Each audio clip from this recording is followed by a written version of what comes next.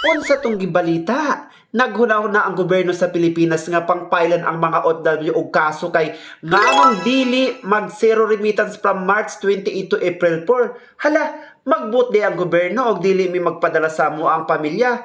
Hala, ayaw mo pagbuot. Oy, kay dili ka mo magbilar-bilar diri og panarbaho. Pag sure mo diha, oy, kung pailan ninyo kami nga kaso, oy, kay ayaw.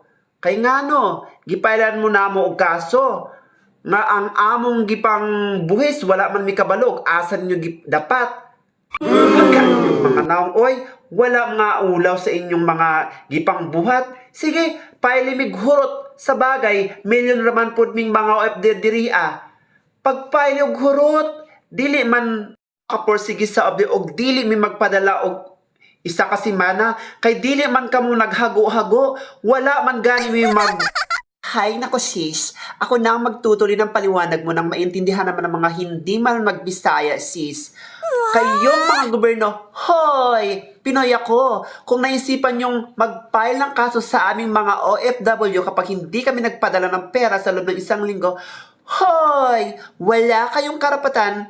Iporsige kami dahil unang-una, hindi kayo ang nagpakahirap dito. Isa pa, kaya kami nag-file ng kaso sa inyo kung paano o saan ninyo ginamit ang perang mga buwis sa gobyerno.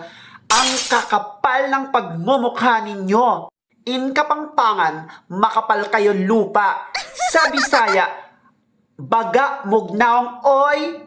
Ayan, naintindihan na nila siguro at dahil dyan, magbibigay ako ng panibawang lucky numbers for April 1, 2025. Kaya tara't samahan nyo ako upang kayo'y manalo. Mag-subscribe ka na. Sumada ngayong unang araw ng Abril, ang ating isusumada ay ang numerong 2529. Ang ibig pong sabihin niyan ay masaya siya sa kadiliman or maswerte siya sa patay.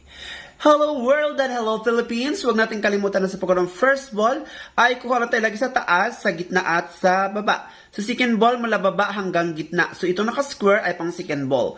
Pwede parang taas, parang gitna at parihong baba. So tip number 1 to all provinces is the number of 2024, 2017, 1317. Itong 13 ay pwede siya maging 22. That's why pwede siya ang 2217, 1222, 1213, pumpiang 12, pumpiang 13, maging ang number 822, maging ang 722. At para naman sa ating petsa sumada nationwide din April 1, 2025, araw na nag-iisa of course, sa ating game bearer number na 41. Na ang ibig pong sabihin niyan ay nag-iisang kwarto. At sa ating legendary 2025, ang magnanakaw ng kaligayahan or nawawalan ng suwerte. And here we now sa ating number 4, ay sa number of 1921. Sa ating 1 ay sa number of 523.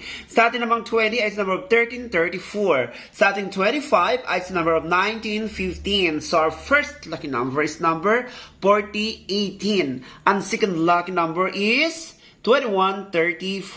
So here we now for our strongest number for today, April 1, 2025. Of course, 40 minus 18 equals to 22, and 21 minus 34 equals to negative 13. So our strongest number for April 1, 2025 is number 2131. Pumpiang 31, 22, 13, 13, 31, maging ang 1322.